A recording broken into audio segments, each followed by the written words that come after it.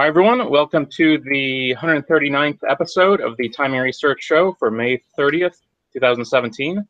My name is David Kosmeter. I'm the creator of Timing Research, and today we will be discussing the 192nd weekly report. If you haven't had a chance to take a look at this yet, just go to TimingResearch.com, and you can download this or any of the past reports there. I have Dave Landry back to host today, so I'm going to go ahead and turn it over to him. Okay, cool. Thanks again for having me back, David Kosmeter, and thanks to Timing Research again for having me back here today. Looks like we've got a full lineup. Everybody here's a veteran. The only person that I wasn't on the show with was Stefanie. So, hey, Stefanie, how you doing? Hi, Dave. Let's while we have you up, let's talk a little bit about you. Tell us about, for those of you who don't, for those of us who don't know you, Stefanie Kammerman of theStockWhisperer.com. Great name, by the way. Tell us a little bit about yourself and a little bit about theStockWhisperer.com. Hey, Dave. Well, great to see you again. Yeah, last time I was on this show, you had another guy. I think Matthew was running the panel. So my name is Stefanie Kammerman, but my traders call me the Stock Whisperer because they think that I have a crystal ball. It's under the desk. Can you get out the crystal ball? No, I really don't have a crystal ball. I'm a tape reader. I've been doing it for 24 years. I started out at the largest prop firm in New York, Schoenfeld Securities. And I started in front of an Instinet machine, which was a green glowing dark pool execution machine. And only the big firms had access to this. And it was from day one that I realized the market moves when the dark pool is buying, it goes up. When the dark pool is selling, it goes down. News, nothing else matters. Nothing. I see insider trading. I've called the last 11 corrections before they happen on social media. It's the same exact dark pool pattern. I see it over and over and over again. So for me, it's all about the tape. There's no fundamentals. I do like seasonality trades, and I'll be sharing one of my favorites coming up in the next section with you. But I run a live trading room all day long. I teach people how to trade while I am doing it live. I call out my entries, my exits, and I don't just call out the trades. I actually explain to you why I'm getting in and why I'm getting out so that you can get educated. So next time you can do this, for yourself. I have a couple hundred traders in my room. It's amazing. We work together. I'm also on tour with the World Money Show, which is where I saw Dave. I'm on tour. The next stop is San Francisco. So if anybody is in the area at the end of August, I'll be there. I'm looking forward to it. So great to be on the show, Dave. Cool. Great to have you. Mm-hmm. All right, AJ, let's go back to you.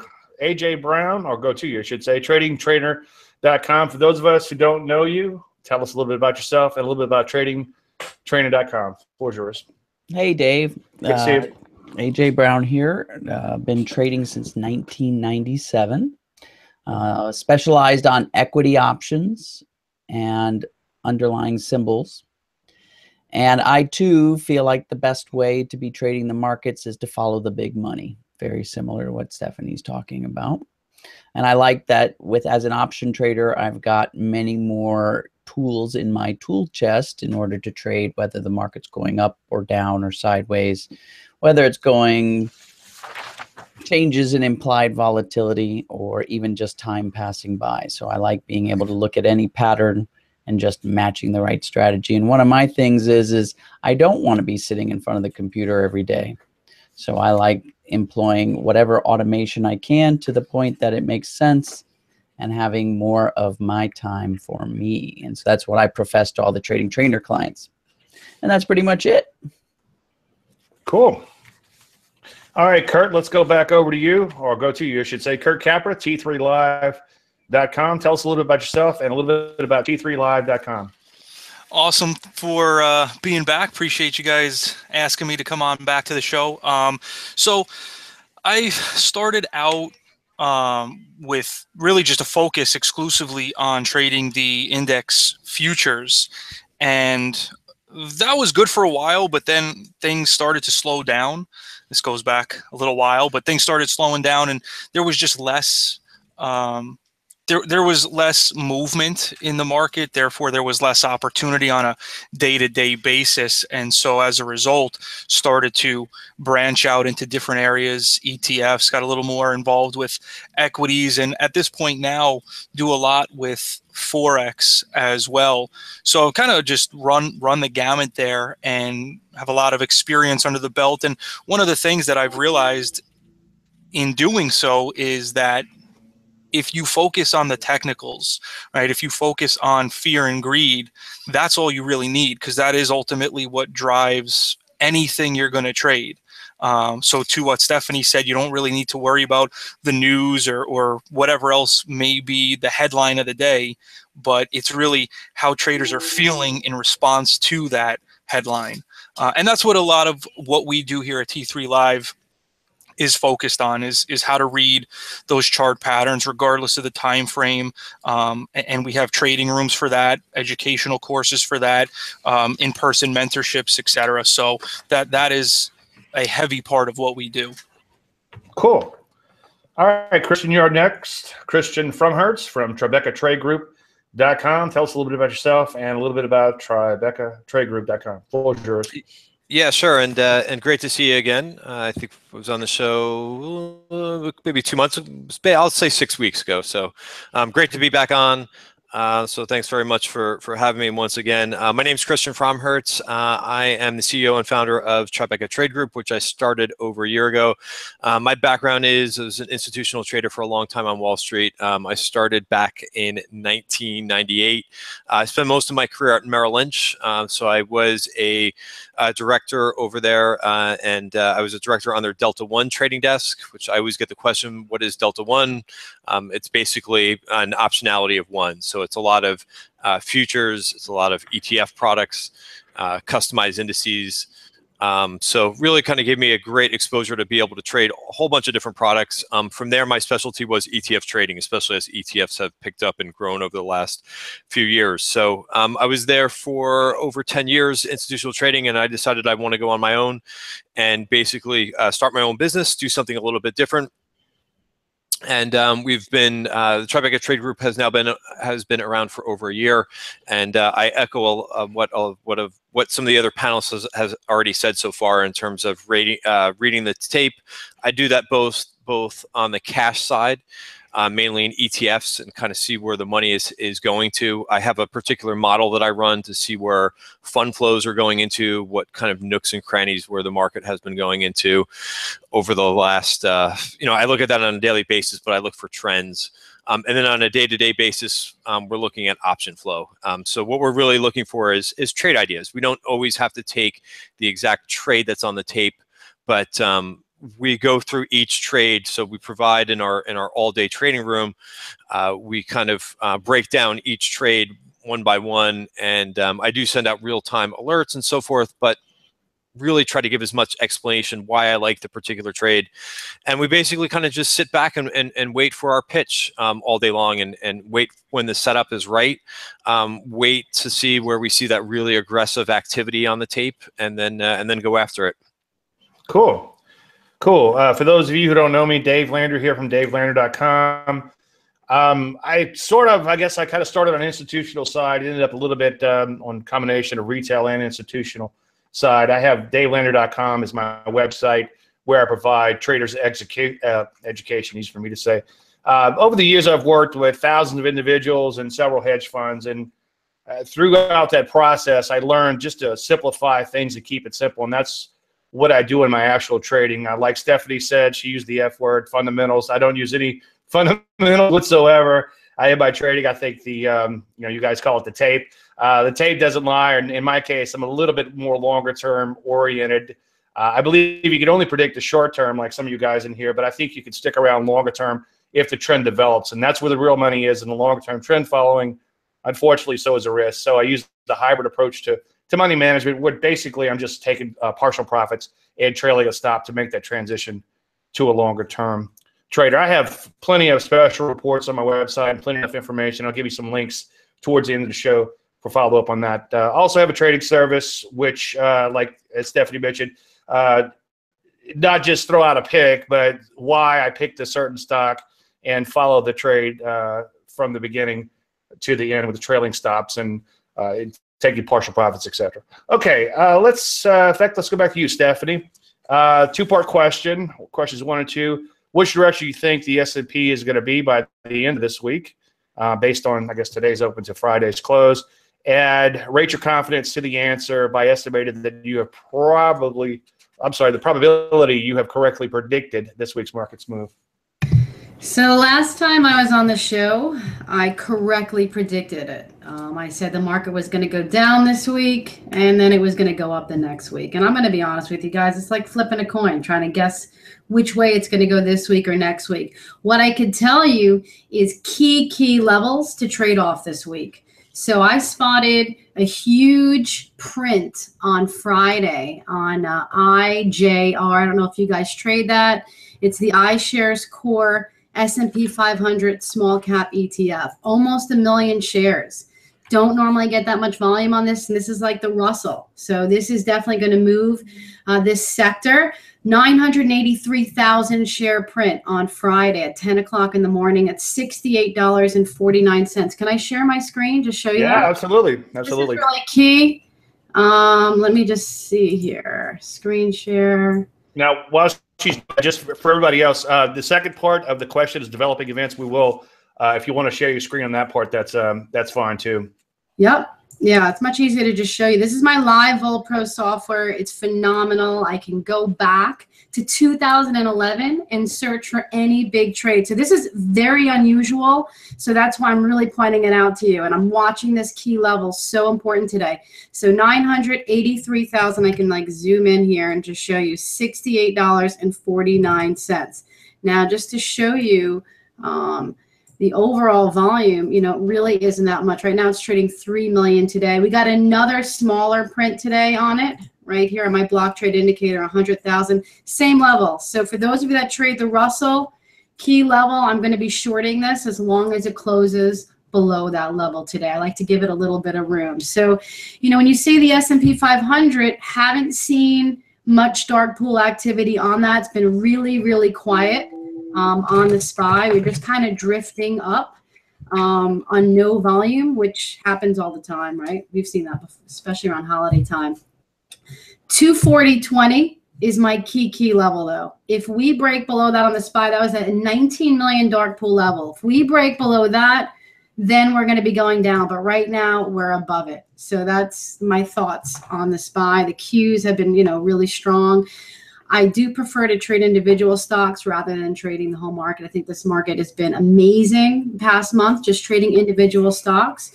As far as next week goes, if I had to take a guess, I would guess down. But again, I could change that at any moment. If I see selling coming in or buying coming in, I'm going to tweet that out.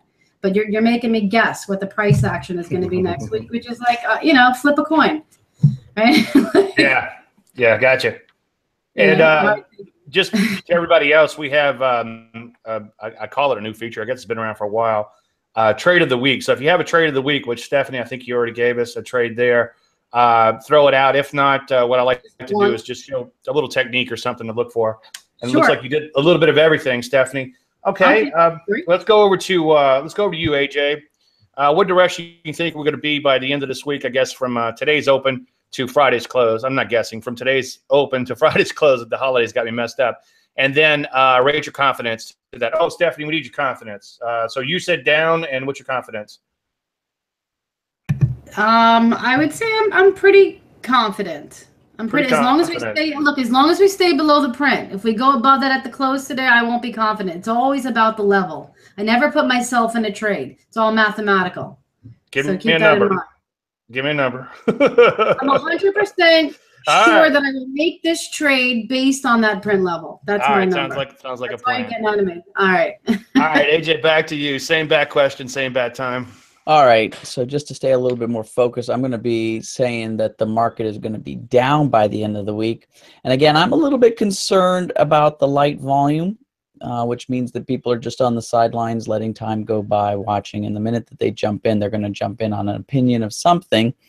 It used to be that I paid a lot of attention to economic news and all of that good stuff that could move the market, monetary policy. But it seems like lately it's whatever comes off of Twitter. If there's a tweet, the market moves.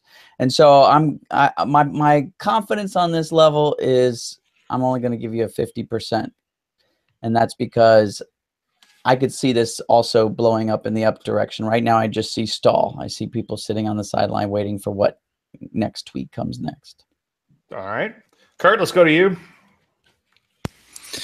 Yeah, it looks pretty much like things are just going to be quiet here. Following the long weekend, we got the jobs report later in the week. So if I had to say one way or the other, I would say unchanged, you know, sideways. But for purposes of controversy, for lack of a better word, I'll say higher, just to give a little bit of flavor.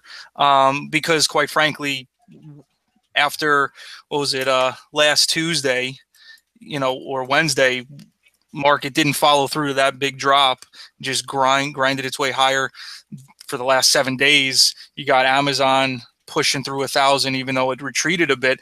You know, so it's like you can make the argument both ways. Why want to just keep doing what it's doing? So yeah, gotcha. All right, Christian, let's go to you. Same question. Yeah, sure. I'm going to go close to down the middle, so I'll go higher, but confidence level 60%. And the reason why is, you know, I just think right now it's a couple different factors, but I think number one, I think we're in a stock picker's market. I think the overall, if we're talking about the S&P, it's you know, we've got a lot of sectors that, you know, are pointing down every day, and we've got a couple sectors that are pointing up. So really depends on where you want to be. I'm not you know, for me, I'll always change with what the market gives me, and I'm really not trading the indices at all. I'm looking at them more for barometers. I think, you know, the trending sectors, the semis, the tech, are where you want to be. Some of the international areas of the market, but in terms of the overall market, I would say 60%. You know, that we go higher, but I think just as Stefanie said, you can kind of flip a coin with this. One trend that I've been noticing, which I have up in front, which I should be sharing my screen, is, you know, I mentioned ETF fund flows and how I track this on a daily, day-to-day basis and a weekly basis, which I can show you my grand spreadsheet here of over 1,700 names. And what I've noticed is that there's been a lot more money that's been going into international equity ETFs over the last month.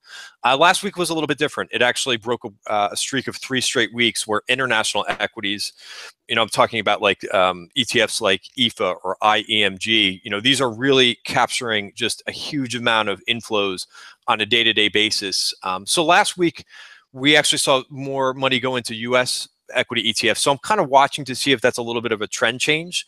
Normally it doesn't last long where we see flat flows going, or, you know, basically non-existent flows going into US equities, but that's basically what we had over the last month, again, taking out last week's flows. But so eventually I think that money starts to move back into the US, and that's why I'm giving you the up for the week and probably up for next week too, because eventually I think that money will be redeployed back into the US that's been kind of sitting on the sidelines, and that's been going into more international areas. That's it. Okay, I think Dave is having a technical issue. He disappeared there for a minute, so I'm sure he'll be back in a second, but let's move on to question 4. And that concludes the secret to trading. Any questions? Oh, yeah, I don't know what's going on. It seems like there's a little gremlin here today. Christian, I guess you were just finishing up. I heard the tail end of that, but I think you finished, right, Christian? That's correct. All okay. Yours. Okay. I'm going to go ahead and I'm going to say up, and then I'm going to share my chart in the next segment. And I don't want to get too far into my reasoning, but first of all, my reasoning is that as a trend follower, if the market is at or near new highs, I'll give it the benefit of the doubt, and I'll show you that in the next segment when I pull the charts up. I do have some of the concerns that Stefanie brought up, and I think Kurt and Christian, you both brought up a few things, and that is these smaller cap issues are lagging a little bit.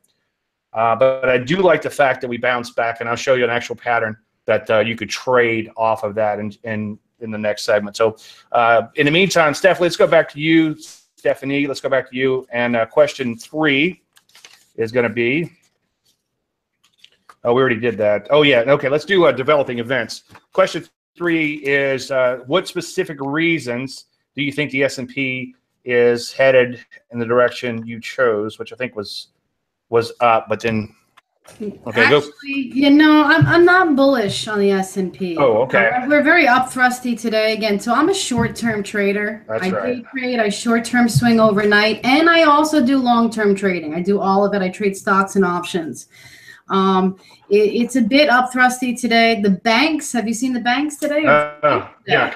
They look ugly. Yeah. I mean, I can't see us. I mean, okay, tech is great. The Qs are strong, but the Russell banks are really, really weak today. We're below a lot of dark pool activity as well on the XLF and Bank of America. Brokerages are ugly. We're short MS right now. But yeah, I'm short JP Morgan. So, that chart looks ugly. Yeah. I like silver. I've been screaming silver. I've spotted big, huge dark pool prints on USLV. Very rare. If you check my Twitter account, and you'll see all the pictures I've been posting. USLV, it's kind of a dangerous tool to trade. It's an ETN. It's 3 times long the silver. Okay, but it's unusual that we get these huge trades and we're above all of them. It started at $11.37, and then it's been continuing up and up and up, and a lot more prints are coming in. 13.18, 13.37 were the last huge prints. We're trading at 13.85. So, I'm watching that carefully. As far as, again, it's specific stocks. To trade the whole market right now, I think is a really tough call. But if I had to guess, I would say down this week. It looks a little up thrusty right now. Like we might start to come down this afternoon. Okay. AJ, let's go to you. What developing events? Please share what specific reasons you think the S&P is headed in the direction you chose. And I am going to, again, I'm not going to be too controversial here because I'm going to mimic what a lot of the other folks are saying, in that I'm trading individual symbols. I think that's where you're going to be able to pull yourself out from the dreck that's out there. So with that said, I said that the market's going to go down. I gave myself only a 50% probability because there's no volume in there. A little bit of move in one direction is going to cause a pile on, and a little bit of move in the other direction is going to cause a pile on. We are a little bit at the top of where we've been trading, and we've stalled, which we've done in the past. And I'm just seeing by the next 3 or 4 days that we see a little bit of a retracement. Now, next week we could see a movement back up, but right now it looks like we've exhausted ourselves. We're in a little bit of a range contraction phase, and it's heading down by Friday. Okay. And Kurt, to you next. If you want to share charts, just FYI, feel free to do so. I can bring up some charts. Just give me 1 second.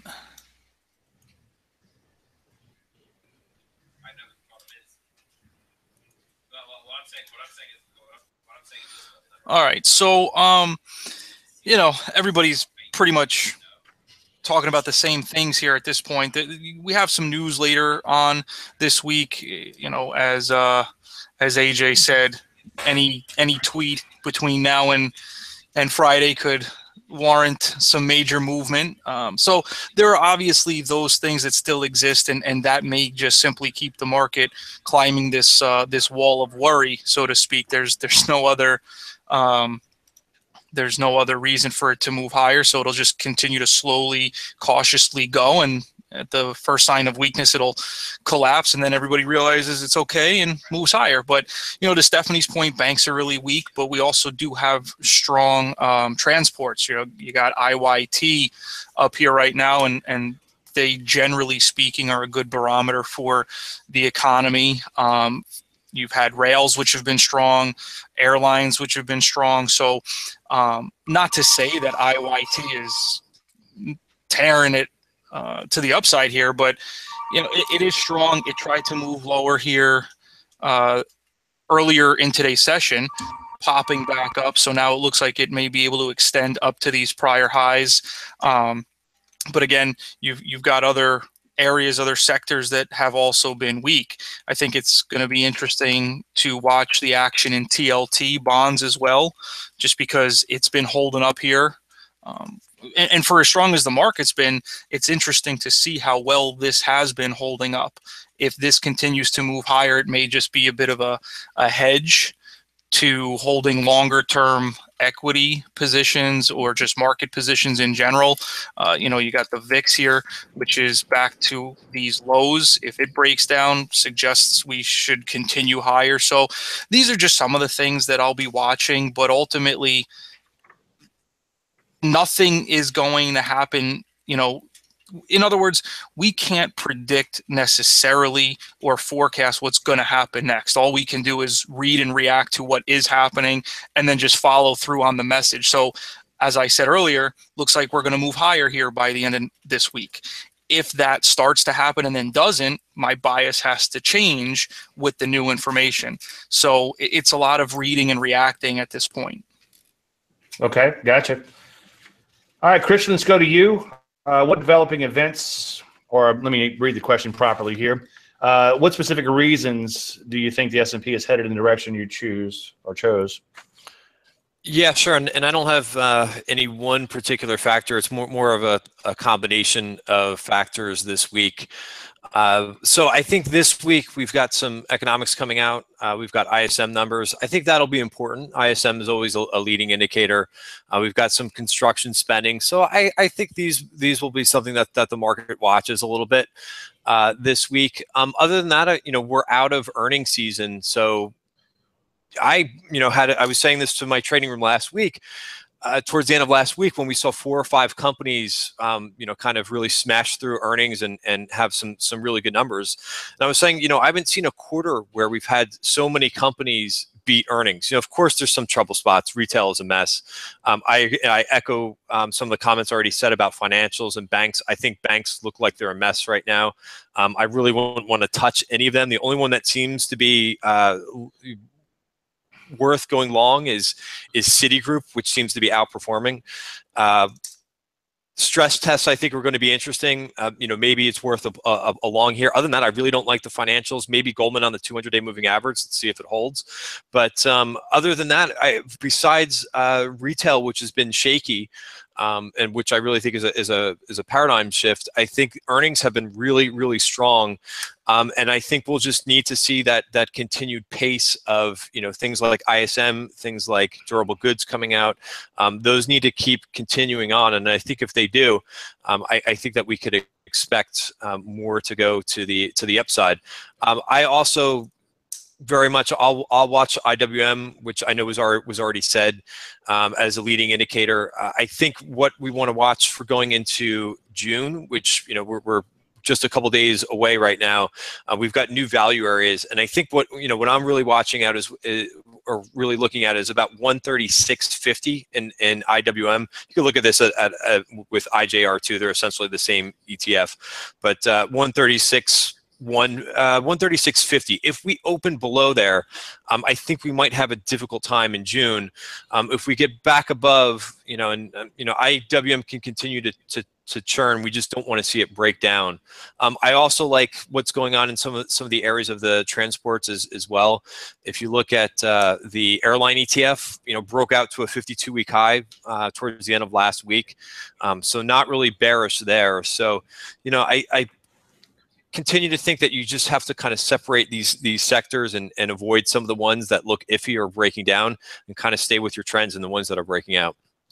Yeah, good stuff. I echo a lot of the things that you said there, and I think you mentioned the TLT, and I think that's important too.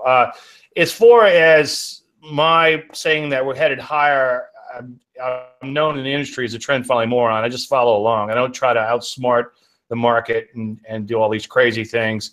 And what I believe in as a trend follower is when a market is at or near all-time highs, err on the side of longer-term trend. And I've been saying that for all of this year, and even November, December. And you can see way back here, we're at new highs, and we went on to make new highs again.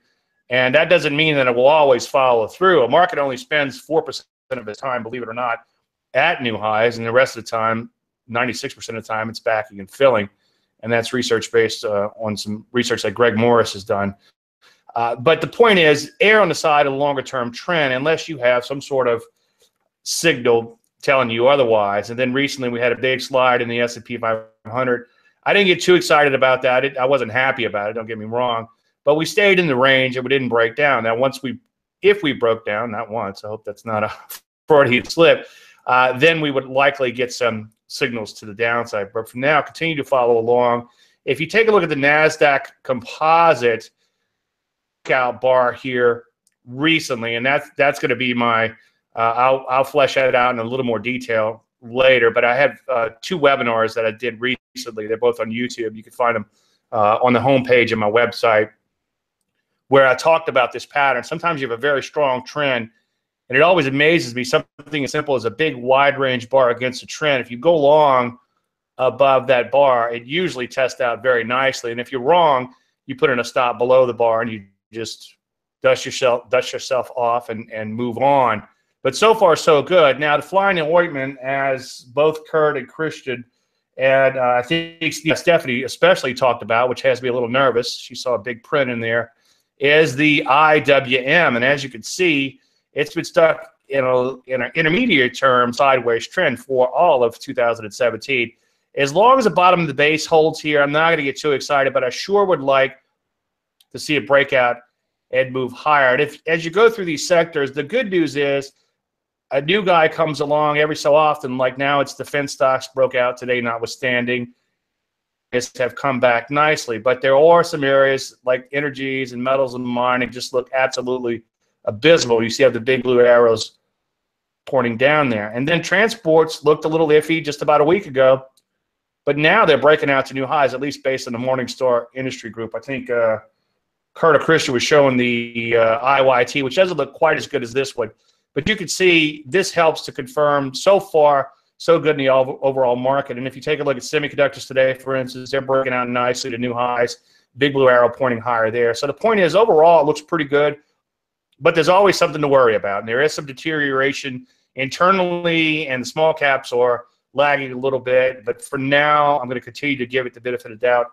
And as I think Kurt or Christian just said, so far, the market continues to climb the wall of worry. So far, so good. So that's why I'm going to just go ahead and stay with the long side for now. But as Stephanie pointed out, banks are ugly, and we're short Morgan Stanley because it looks ugly. We're not rushing out and putting a lot of shorts on. We have 1 short out of 5 positions we have on now. But other than that, we're going to just stay long and follow along for now. All right, speaking of Stephanie, let's go back to you. Question of the week is, let me just read it to get it proper. What advice would you give and or what resources would you recommend to someone who is new to trading? That's a really good question. And as many times as I say play paper trade until you can prove to yourself that you know what you're doing, that your system works, most people don't listen to that. I mean, yeah. I've asked crowds of hundreds of people, how many of you paper traded over the, for 2 years before you put your first trade on? And not one hand goes up. I say, how many of you done it for 1 year? Nobody's hand goes up. That is the problem. Most people are gambling. This is not gambling. This is high probability trading, risk versus reward, and you need education. And I think, everybody on this panel is an educator. There's a lot of great education out there. Find somebody that you can relate to. There's different trading rooms out there, and, and you'll connect with somebody you really, really like. And if you don't like it in one room, try another room. There's a room for everybody. And, I have a trial. You can try mine out for 30 days. It's only $9.95. And again, it's an educational room. I do audio meetings, and I'm teaching you, while I'm trading. And I think that is the key. You can't teach somebody how to trade when the market's not open. Oh yeah, do this, this, and that. You need to teach somebody while it's actually happening. You see, I'm buying it right now. Why am I buying it? Because it's moving. You see that? See the refreshing on the bid? That guy's adding to the bid. I'm actually teaching as it's happening, and that's how you learn. Not by reading a book, not by watching TV. You know, that's not going to teach you. I didn't learn how to do this in college. I was very fortunate to sit in the $1 million room at Schoenfeld Securities where I had guys, I knew nothing. Guys took their time and taught me how to trade while they were trading. And I'm going to tell you guys, it was the luckiest and best thing ever to happen to me.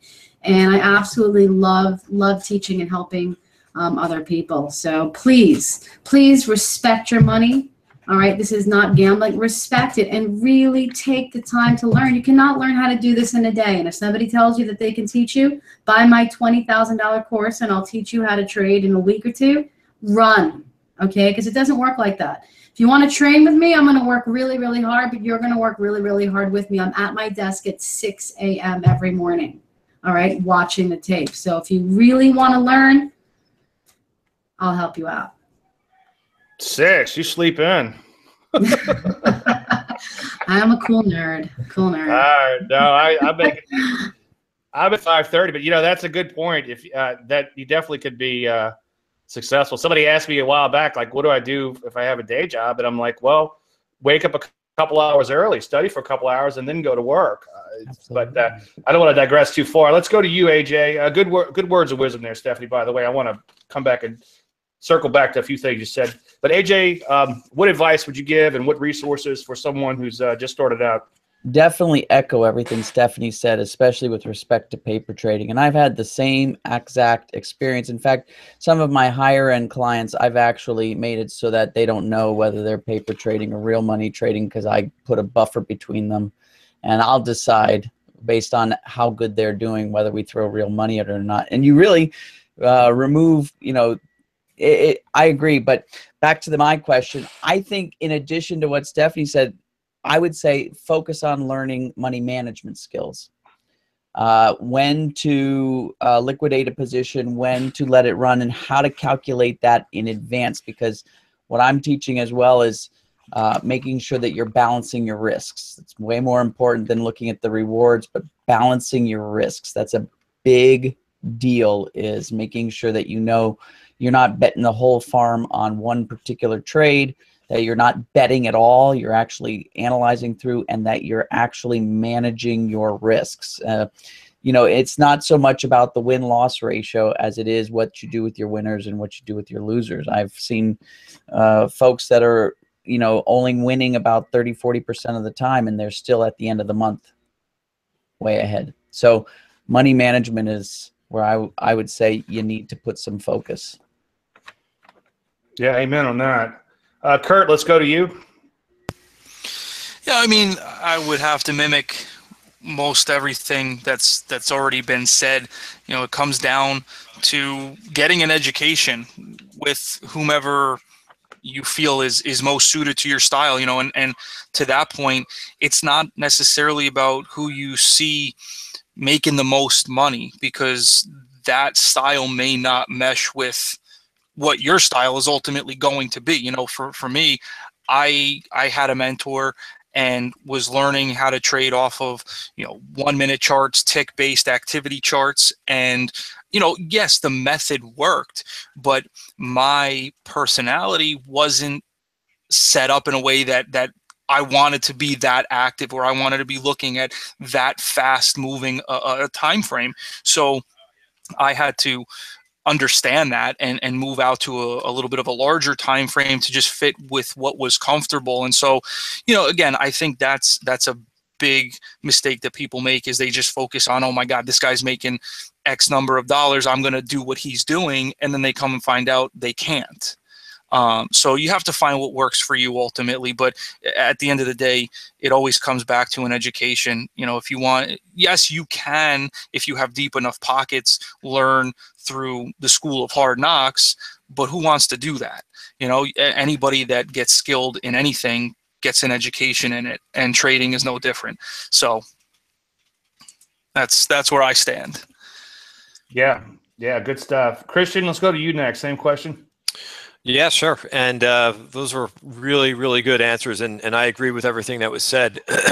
I'll just kind of add a couple points here where I can. And, you know, the whole thing about, you know, going into a new room and, you know, I see a lot of times people try to follow other traders thinking that they could just replicate the profits, and it doesn't work that way. And the other thing is, as long as we all have been trading, this is not, it never gets easy. And I think from what we all said, hey, do we think the market's going to go up or down this week? We're all basically like, well, yeah, we don't know. We can kind of flip a coin in any particular given day. But I think what kind of separates the good traders and everybody who's in this room is we're talking about having a trading plan and making sure that, hey, you're not just going out there and buying or selling a whole bunch of stocks. You're really analyzing each situation. You're looking at each trade and you're looking to see how it fits in your whole portfolio. So, always looking at the risk. People always take a look at the upside and they don't actually look at how much they can lose out of trade. So, where are the trades not going to, where are they not going to go? Now, where are they not going to work out? As I think it was already said, when you look at win and loss percentage, no one is going to have 80 or 90% winners, and it's more about letting your winners run and taking small losses. So, being very, very disciplined, having that trading plan, and sticking to it. That's one of the hardest things. People really get off the rails in terms of not following a trading plan, or not having one at all to begin with. So, paper trading I think is good, but even just trading, trading the minimum quantity. So for option trading, sometimes, I tell our traders, hey, trade one lots until you're good at it. This way you can kind of see, how it's progressing and be able to get out of, bad trades quickly and let your winners ride. So again, it's, what everybody said was great. So wanted to add a little bit to what I can there. So thank you. Yeah, no, good stuff. And one of the complaints about this show is there's not enough controversy, and looks like we're not going to have it this week because, for the most part, I agree with everyone here. Good points were brought up by all. I could probably talk for about 8 hours on the subject, so let me just try to wrap it up. First of all, I have a little 5-minute video on the homepage of my website right now, which pretty much sums it all up. No one knows exactly what a market will do. As I often say, not you, not me, and certainly not the guy who screams on TV. Now, that's pretty liberating if you think about it, because it means that the small guy actually might have an advantage in some particular cases. In fact, you could actually get into more inefficient markets. That's one thing that came up a lot today, is that there's better opportunities in individual stocks in the overall market, and I fully believe that, and that's a whole other conversation. But you need to understand how markets actually work, and people buy and sell stocks for a variety of reasons that often have nothing to do or anything to do with the underlying company. And you have to learn that. From a psychological standpoint, the real world and the trading world are two different complete worlds. And we're not made to trade from a physiological standpoint and from a psychological standpoint. There's this little thing in our head called the amygdala, which makes these emotional decisions, which doesn't really work well when it comes to trading. So you actually have to take little tips and tricks to kind of avoid that, kind of tiptoe around the amygdala, as I often say, to get to the rest of which sloshing around up there and avoid all these emotional decisions. Like Stefanie pointed out, it's amazing to me how many people will risk so much money in real markets and not get educated. You don't have to spend your money with me. Just go out and find somebody, like I think everyone said here today, that makes sense to you and follow them. I would encourage you to keep it really simple. If you can't trade simple trends and recognize simple patterns, you're not going to do some more complex option strategy or whatever the case may be, some sort of arcane wave counting method or something to be successful.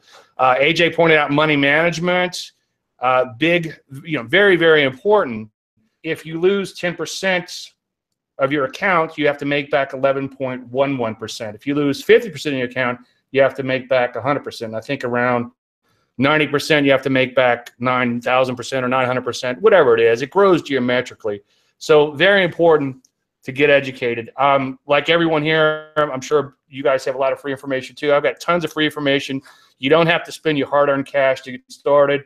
Learn my system, or learn whoever else is here system, Stefanie's, Christian's, Kurt's, AJ's, whoever. And if it makes sense to you, then follow along. Point out is it also has to fit your lifestyle. Traders make good traders, as far as I'm concerned, as far as my approach to the market.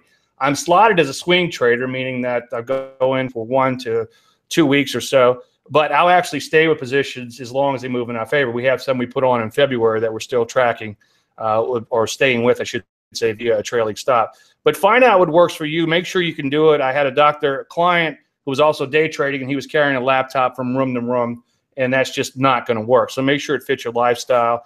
In my case, again, I find busy traders make good traders because they don't micromanage themselves out of good trades. And then also make sure whoever you're following, and again, it doesn't have to be me, make sure there's a repeatability factor to it. You might find this great trader who makes all this money, and he might be making 100 trades a day, and by the time he's getting out, you're just getting in, and it's too late. So make sure you can repeat what they're saying to do. There's no hindsight involved or some sort of tricky execution that you have to get done. So repeatability is huge when it comes to trading. And again, I can go on and on, but I have I've got 500 articles, videos, free reports, and then I think I have about 1,500 YouTube videos out there. So lots of stuff to get started with cheaply on my website, and I'm sure everybody else here has a lot of good stuff too.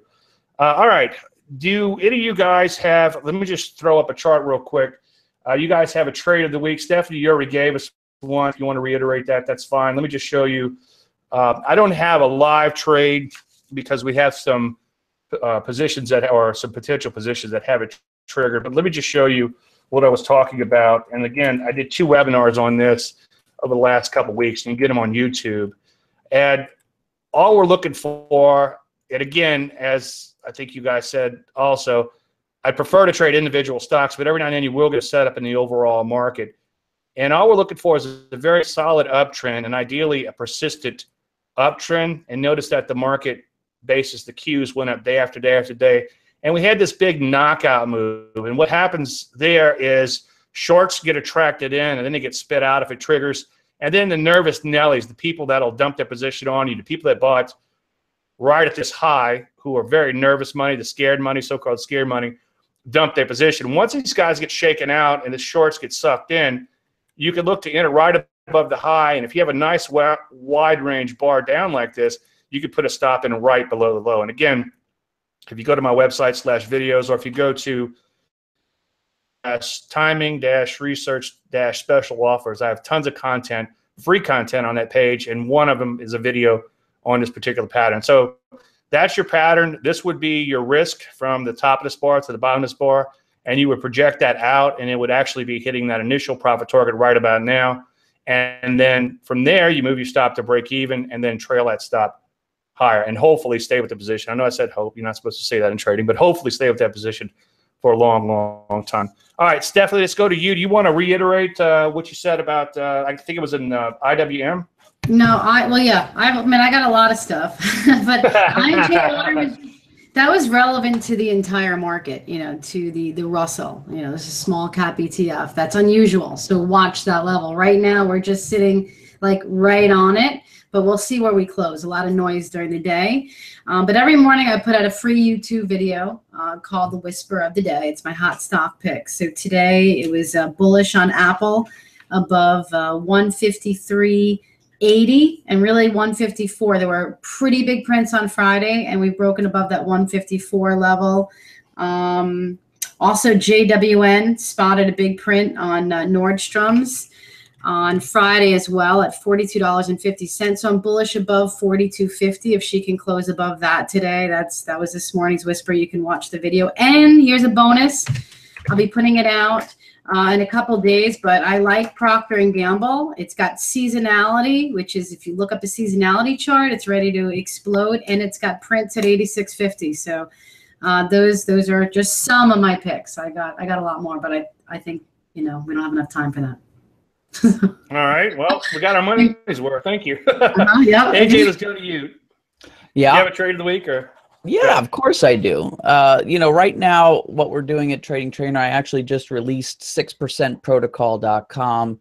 We're just focusing on kind of under the radar things that are going to move sideways that I can sell some premium again, focusing on just 6%, making it compound nice for us. I'm going to share my screen just really quick because this is one that we have been trading for the last couple of months. Schnitzer Steel, and it's just quiet doing what it's doing. and we just did another premium trade on. Basically, we're doing, we purchased a leap out in 2018, a little bit deeper in the money. And then we've just been selling premium at the money, near-term premium, and we just did one for June 16th. And I like these quiet stocks, and when you do it against a leap like that, you're looking at just over double-digit returns, a little bit better than 6%, and then I get to go in between.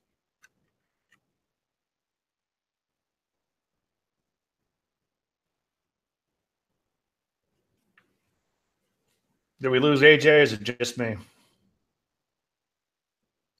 Yeah, we lost him. Yeah, Okay. I think he cut out.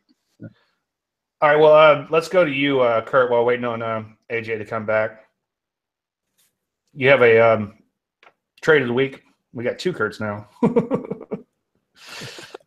Did we got 2 Stephanies. Yeah, look at that. It's crazy. Can you hear me? Yeah, we can hear you. All right, I got kicked out of the room there for a second. Or you want to go back to AJ? I see you just got back in. Oh, how much? Did I just talk to myself? A little bit. No, we got the Schnitzer, I think. Do you have anything to add to the Schnitzer? Did you get to the part where I just placed the trade against the leap and sell at the near term? Okay, and then I take a moment. And I'm planning on spending a week in Sardinia and doing some scuba diving, and then be back when that trade's ready to expire. Cool. Sounds like a plan. Yeah, that's my place. All right, Christian, Kurt, did we finish up with you? I don't remember. We had nope. We were seeing double. All right, let's go back to you. All right, let me get the charts up here. Hold on one second.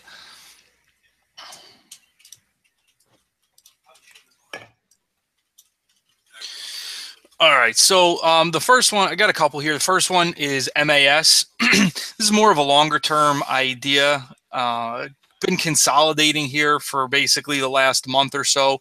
So, I mean, basically what I'm looking at here is if it gets above 37.50, it's got a real good shot at moving higher. If we go to the weekly chart, you can see it had this really nice wide range bar up, igniting the move higher. It's been holding there.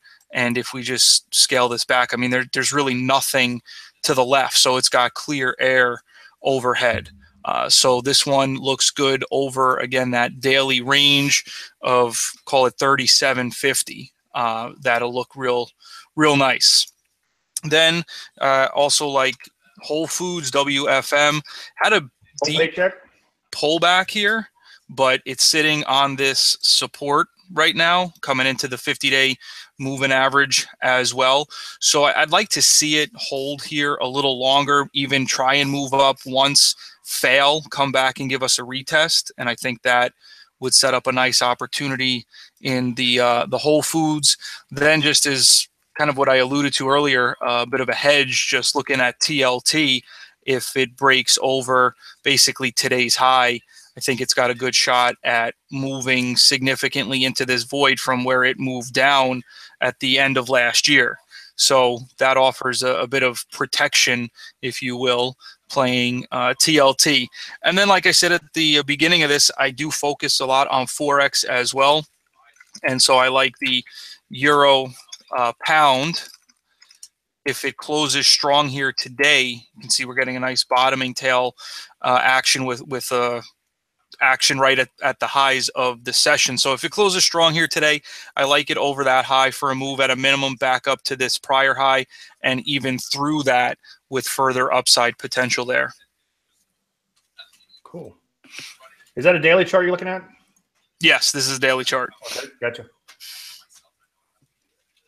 Christian, have we gotten to you yet? We have not, so okay. I am ready. Yeah, with all the glitches, it's kind of confusing. So, all right, good. Go ahead. Floor's yours. So yeah, I actually wanted to echo Apple too. We've actually been seeing for the first time. I actually have not owned Apple since before they reported. There just hasn't been that much flow that we've been seeing in terms of, you know, well, it'll go in waves where we see a lot of call buying. And today we're actually seeing some call buyers kind of step in a little bit today. to some Apple. It's not really performing that wonderfully today, but we are seeing some buying going on, which we just haven't seen in a while. So I like that idea. The two ideas that I was going to talk about, two quick ideas, just more longer term trades, is one in robotics. There's the Robo ETF.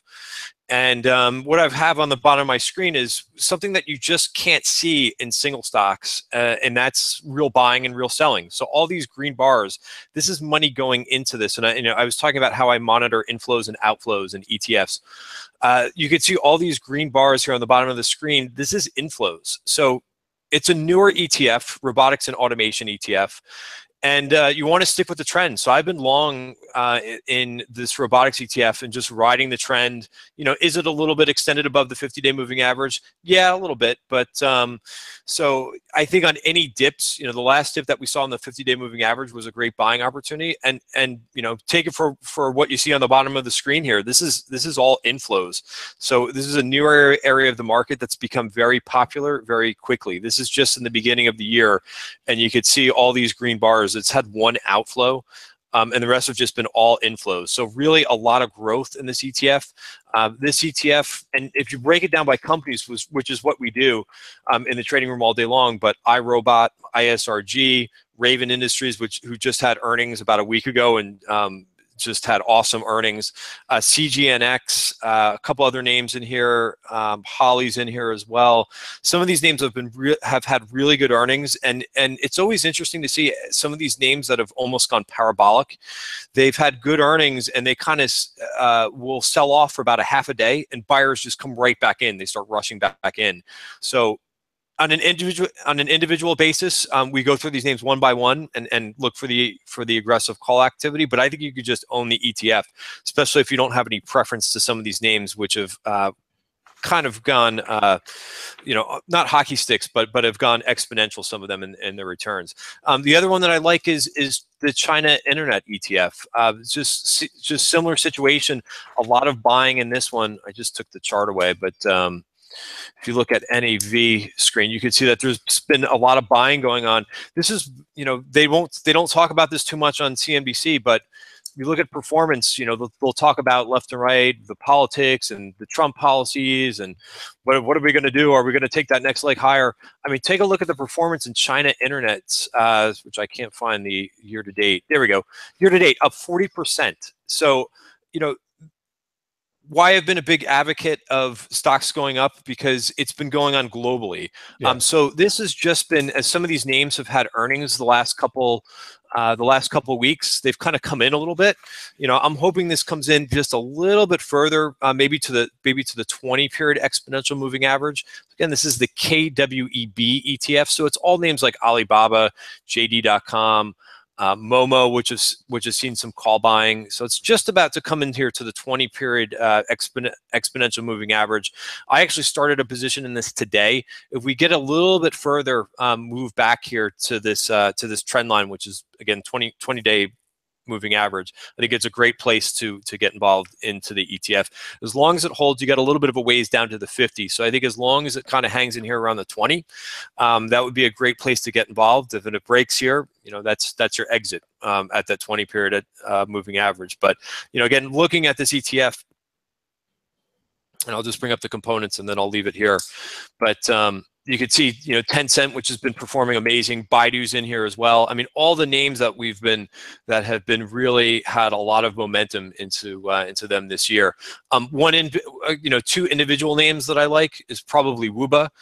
This one has not gone as crazy, just, you know, very easy entry and exit. Just cross the 50-day, or excuse me, the 200-day moving average. You got a golden cross. So where this would go wrong is if it breaks the 50-day moving average. But I think you want to stick with what's going on here and be long against the 200-day moving average. Okay, cool.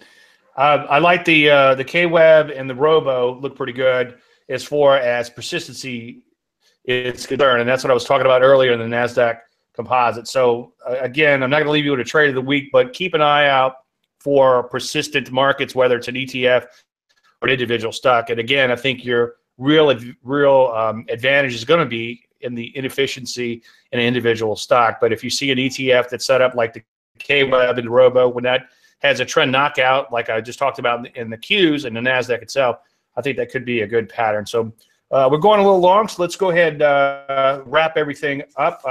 Let's get closing thoughts from everyone. Stefanie, any closing thoughts or anything else you want to tell us about stockwhisperer.com?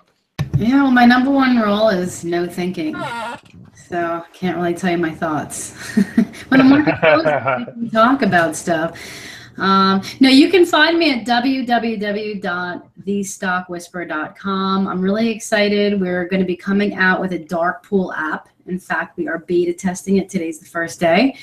And it'll be available in just a couple weeks. For those of you that can't sit at your desk, don't want to sit at your desk all day long, I'm going to do all the work for you. I'm going to search out all the unusual trades, and I will do push notifications right to your phone. Not only just the dark pool trades, but also how to trade it, levels to be bullish and levels to be bearish on. But for those of you that would like to sit with me all day long, tell jokes while I'm trading, sometimes I sing a little bit. It's my other career. It doesn't pay as well as the stock market, but you know, boring days, if I have to break out into a tune, I will. But I do meetings all day long. We have options, stocks, futures, Forex. My traders trade everything. And we specialize in catching the option chain off guard by following the dark pool on the underlying asset, the stock. That is really, really the key. This is how we make 200 to 2,000% ROIs when the option chain has no clue what's coming. So we buy them really, really cheap. We do these trades all day long. So if you want to learn, you can come see me at www.thestockwhisperer.com, and have a great day. And thank you so much, Dave. Great words of wisdom. Glad to have you here, Stefanie, and glad to have you on the show together. All right, AJ, let's go to you. Any closing thoughts? Anything else you want to tell us about tradingtrader.com? Yeah, guys, come and check out the 6% protocol, 6percentprotocol.com. And also come check out my blog and get all that free information at tradingtrainerblog.com. Cool. That's all I've got. All right, Kurt, let's go to you. Any closing thoughts or anything you want to tell us about T3Live.com?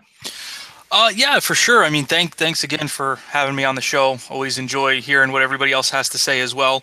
But, you know, if you want to get more information, you go to T3Live.com. You could even go to T3Live.com/blog and check out the free educational content pieces that we're putting out there as well.